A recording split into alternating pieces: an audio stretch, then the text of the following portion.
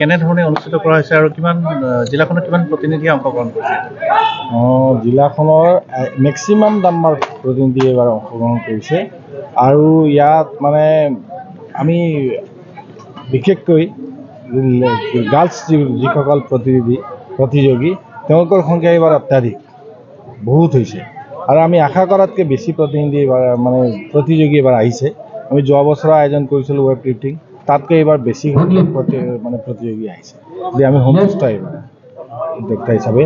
আৰু সমগ্ৰ ঢেকিয়ালী অঞ্চলত এটা মানে এই শৰীৰ চৰ্চাৰ প্ৰতি আকৃষ্ট কৰিবলৈ ইয়াৰ যুৱচামক আৰু আজিকালি অসমত যিহেতু জানেই যে ড্ৰাগছৰ যিটো আসক্তি বাঢ়িছে যুৱ প্ৰজন্মৰ, যদি শৰীৰ চৰ্চাৰ প্ৰতি যুৱ প্ৰজন্ম আকৃষ্ট হয় তেতিয়া সেইবিলাকৰ পৰা আপুনি আঁতৰি আহিব। আৰু আমাৰ উদ্দেশ্যটো হ'ল এইটো, এটা সুস্থ বাতাবৰণ গঢ়ি উঠা, সুস্থ সমাজ গঢ়ি তোলা। আৰু এইবিলাক অনুষ্ঠান যেতিয়া আমি উদযাপন মানে ইয়াত যদি অনুষ্ঠিত কৰাৰ লগে লগে কি হয়, যিবিলাক জিমত নগৈছিলে বা শৰীৰ চৰ্চাৰ প্ৰতি যিসকল যুৱ প্ৰজন্মৰ মানে আকৃষ্ট নাছিলে, আকৃষ্ট কৰিব তেওঁলোকক। আৰু এটা সমগ্ৰ ঢেকিয়ালী অঞ্চলত এটা সুস্থ বাতাবৰণ গঢ়ি উঠিব। খেলৰ জৰিয়তেই সমাজখনক শুদ্ধ ৰাস্তাত নিব পাৰি, যুৱ প্ৰজন্মক শুদ্ধ ৰাস্তাত নিব পাৰি। আমাৰ এই অনুষ্ঠানটি আয়োজন কৰাৰ উদ্দেশ্য এইটো।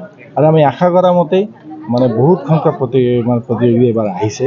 বিশেষকৈ মানে যিসকল গাৰ্লছ প্ৰতিযোগীয়ে আমাক মানে তেওঁলোকৰ মানে যিটো অংশগ্ৰহণ দেখি আমি অভিভূত হৈছোঁ। Thank U.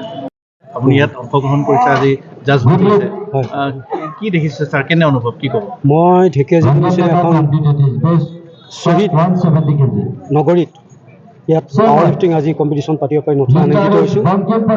ফিট এণ্ড শ্লিমৰ সহযোগত আমাৰ এটা ইউনিট শোণিতপুৰ জিলা শৰীৰ চৰ্চা সন্থাৰ, শোণিতপুৰ জিলা পাৱাৰ লিফ্টাৰ সন্থাৰ তেওঁলোক আমাৰ অংশীদাৰ ইউনিট গোট, আৰু তেওঁলোকৰ সহযোগত আজি ঢেকিয়াজুলি নিচিনা শ্বহীদ নগৰীখনত এনে এক পৰিৱেশত অনুষ্ঠিত কৰিব পাৰি যথেষ্ট আনন্দিত হৈছোঁ।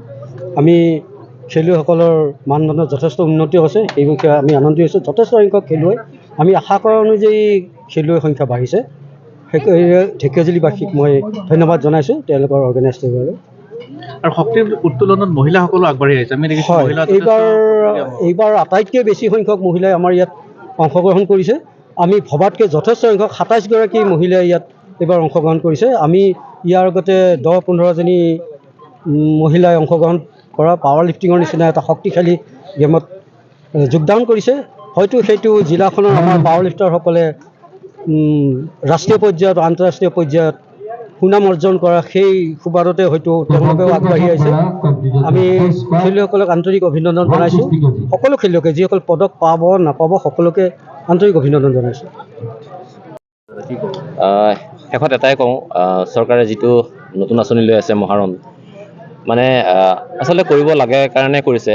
আমাৰ নিচিনা যদি আয়োজকসকল বা এনেকুৱা প্ৰতিষ্ঠান হেৰিবিলাকত যদি অকণমান চকু মেলি চাই নিশ্চয় মানে কৃতাৰ্থ হ'ব বুলি আশা কৰোঁ। গতিকে অকণমান নজৰ দিয়াটো ভাল, চৰকাৰক মই বাৰম্বাৰ ৰিকুৱেষ্ট কৰিছোঁ।